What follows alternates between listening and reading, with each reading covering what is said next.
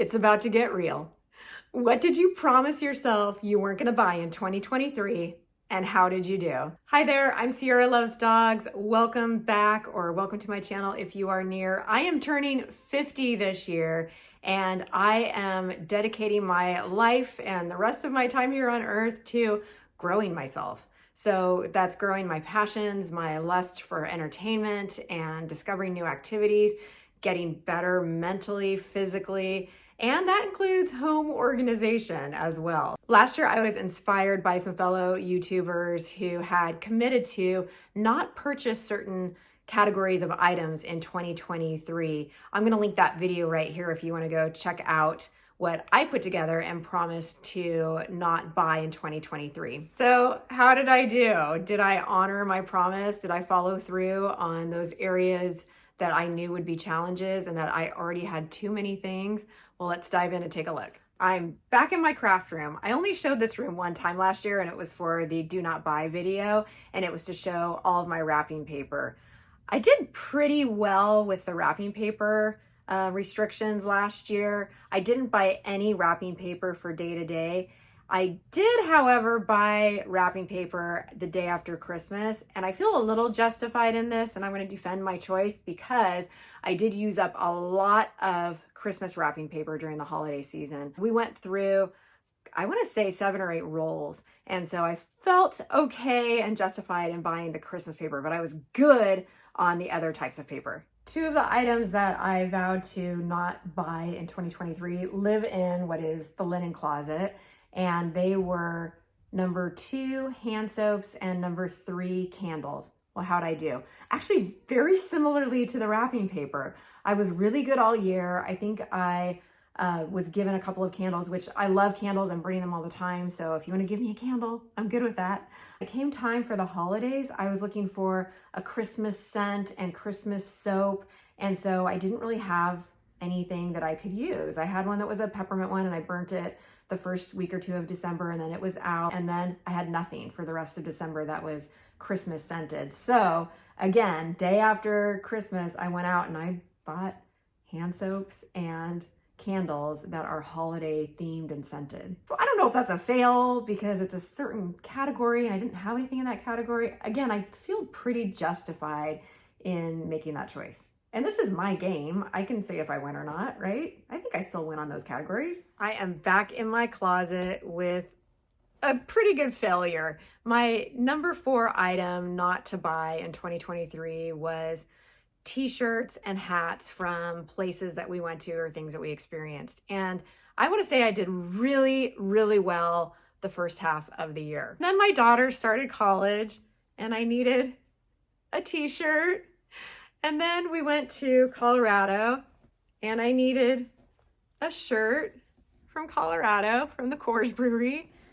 And then I went to the Stevie Nicks concert and I needed a Stevie Nicks concert t-shirt. And there were more. I want to say I was very thoughtful when I made these purchases. And whereas in the past, almost every concert that I went to or everything that I experienced that was new, I felt if I could memorialize it with some article of clothing that would help keep that memory fresh and encourage dialogue of sharing.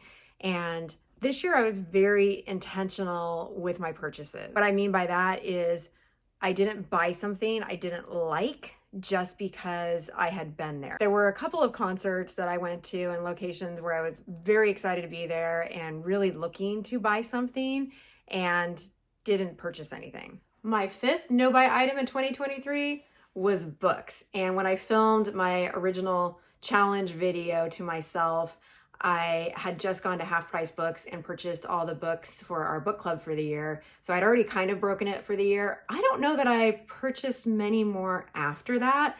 I feel like I would have purchased them for a book club if needed, if I couldn't borrow them or find them at Half Price Books. And I did buy a few books for our book club for this year. Shameless plug, this one here on top is by local author and personal friend, Julie Chavez. So check this one out. But our book club is actually going to read it this year and hopefully get to have a little session with Julie. I'm super excited about it. Okay, reckoning time. How did I do? Of the 5 items and categories that I challenged myself not to buy in 2023, I failed in every single category. Okay, yes, it's shameful. But like I said, the first 3 categories, the wrapping paper, candles, and hand soap, I really did only make purchases in that holiday category. So maybe that one's not as bad. And it did cause me to really be intentional in what I was purchasing from concerts and places that I visited. And then books, I think I just forgot about that one, but I don't think I bought that many either. From a very strict interpretation of my challenge, yeah, I failed. I failed all of them, all the categories. Okay, so what am I thinking for 2024? Am I even going to try this again, knowing that I just didn't do that well in 2023? Sure, I'm going to try it again. The reason that I challenged myself last year was that these are areas of not just abundance, but overabundance in my house. And there are things that I enjoy and I use, but that take up space, and everything that takes up space is something that you have to work on. So it would behoove me in my hopes and goals to have an organized household to not purchase more of them. Okay, so item number 1 for me for 2024, and I think I'm good because I bought a whole bunch of them at the end of last season, so I wouldn't need to buy any more in the holiday category. Number 1 is going to be candles. Number 2, going right along with that, is going to be hand soap. Number 3 is going to be books. And I'm not going to say a no buy rule on books. It's going to be a 1 in, 1 out, because I am going to need to buy more books this year. We are reading 12 books, 1 a month for book club. And I did set myself an 18 book goal for Goodreads for the year. So that means I'm going to read 18 books this year. If you are on Goodreads, I would love to build a community over there. I'm pretty new to Goodreads, but I love reading people's reviews and which books they liked. And if they like something that I like, then often I'll go see what else they like. And that's how I learn about different books. So follow me and I'll follow you back on Goodreads, and then we can share recommendations. I'm going to really challenge myself for number 4. And I have a feeling this is the one I'm most likely to fail in the soonest. And it's no souvenirs.